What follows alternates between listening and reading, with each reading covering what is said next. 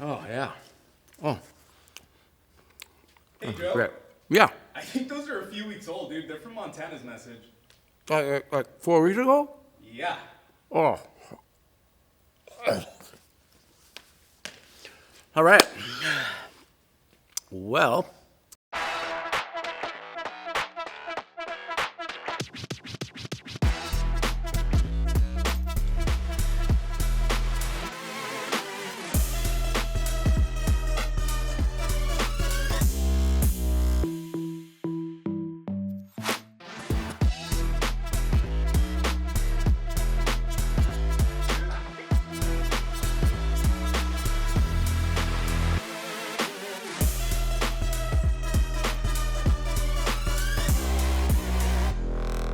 today we're continuing to dive into a topic that might make some of us a little uneasy, like those pizza rolls. Change. Yes, that word can make us feel all sorts of ways. Some of us, like me, love change. It can be exciting, like a new haircut or the start of a new school year. Sorry to remind you. But have you ever experienced a change that you honestly were not so thrilled about? Like the haircut that you got that wasn't so great, or like that moment your phone updated and everything looked different.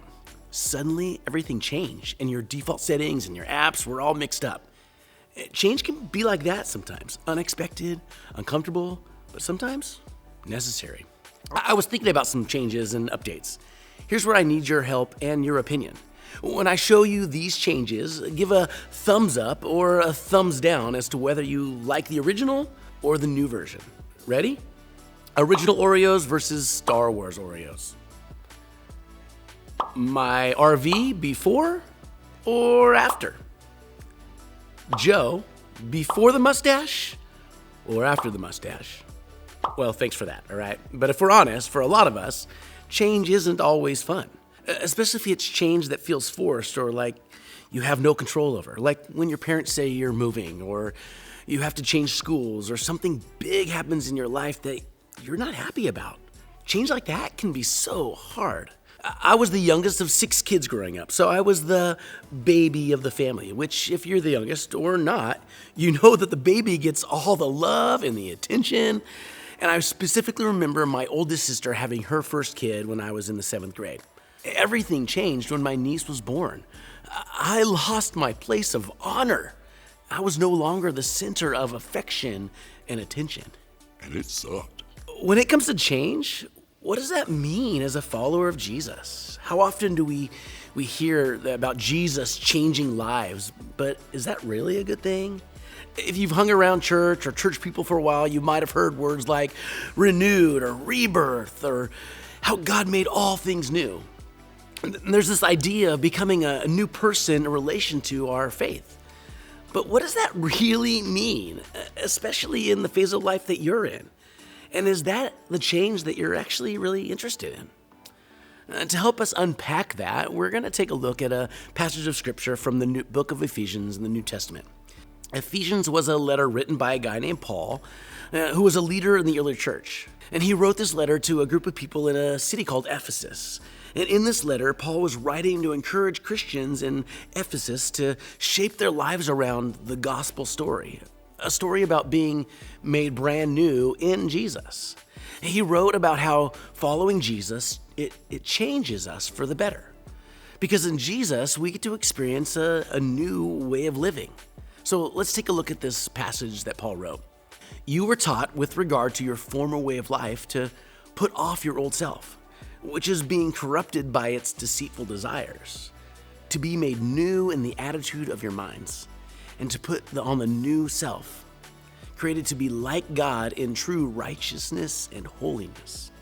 You see, Paul encouraged these people following the way of Jesus to take off their old way of living, kind of like an old set of clothes, and to instead live in such a way that makes it easier for other people to see God through them and through others. You see, Jesus invites us to change for the better.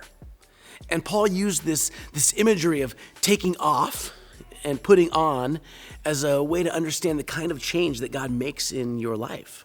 Some of us live in such a way that we wear a brand like lies or anger or stealing.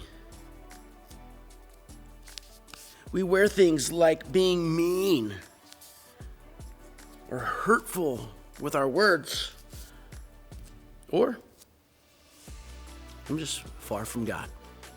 What Paul is actually saying is that we can take off those old ways of living and we can wear a brand new brand. Things like truth and forgiveness, generosity, encouraging words, living close to God, kindness. You see, when we start to allow God to change us, the old clothes, they get tossed to the side and a new ways of living take their place. And when we wear these new clothes, our new way of living is also visible for everyone to see. When we follow Jesus, it's an opportunity for God to make us brand new. We get to let go of the old stuff, all those old things, and start letting God change us. What in your life needs to change? Is there an attitude or a behavior that needs to be changed or made new? You see, Paul put it in this way in his letter to Ephesians: to be made new in the attitude of your minds. When we follow Jesus, we pursue what Paul calls righteousness and holiness. It simply means we start acting more like Jesus. Following Jesus offers the best kind of life, the life God created you to live, a life that looks more like telling the truth or giving and receiving, forgiveness, practicing generosity, encouraging words, a life that treats people with kindness or living close to God.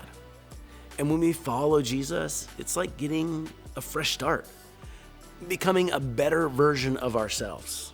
Jesus helps us to renew our hearts and our minds, making us more like the people that really we're meant to be.